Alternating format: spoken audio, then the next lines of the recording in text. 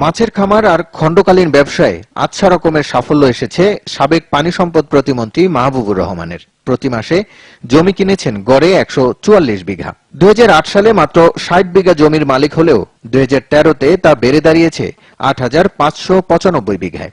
এমন তথ্য তিনি নিজেই দিয়েছেন নির্বাচন কমিশনের হলফনামায়, যাতে প্রায় 87 গুণ আয় বেড়ে গিয়ে মাহবুবুর রহমানের বর্তমান বার্ষিক আয় 1,75 লাখ টাকা।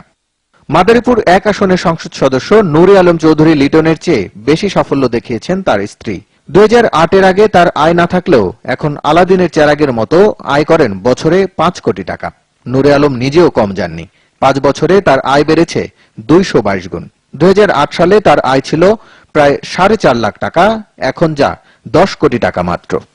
কম যাননি জামালপুরের সংসদ সদস্য মির্জা আজমও। 2008-এ 4.5 লাখ টাকা বার্ষিক আয় হলেও এখন তা 15 লাখ টাকা। বেড়েছে মোট সম্পদের পরিমাণও।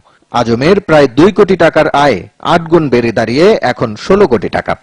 বাড়ি ভাড়া থেকে আয় ছিল না ঢাকার এমপি ইলিয়াস মোল্লার।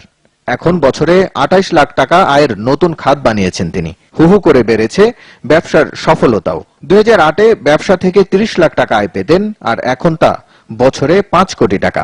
সব মিলে ইলিয়াস মোল্লার বার্ষিক আয় প্রায় 8 কোটি টাকা, যা আগের চেয়ে 7 গুণ বেশি। মন্ত্রী এমপি না হয়েও অর্থ সম্পদের জাদুকরী সাফল্য দেখিয়েছেন মাহবুবুল আলম হানিফ। শুধু মাছ ব্যবসা করে বছরে প্রায় 4 কোটি টাকা আয় দেখিয়েছেন তিনি। হানিফের স্থাবর অস্থাবর সম্পত্তি এখন প্রায় 10 কোটি টাকা।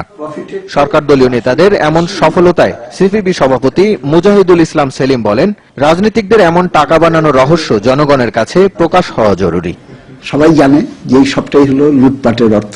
সেটা যদি 1000 গুণ বৃদ্ধি পায়, তাহলে পরে সেই ব্যাংক বা সেই ব্যবসাটা একটু দেশবাসীকে জানিয়ে দেওয়ার ব্যবস্থায় যদি সরকার করে, তাহলে পরে আমার গরিব কৃষক, ক্ষেতমজুর, শ্রমিক তারা খুবই উপকৃত হবে। রাসেল আহমেদ,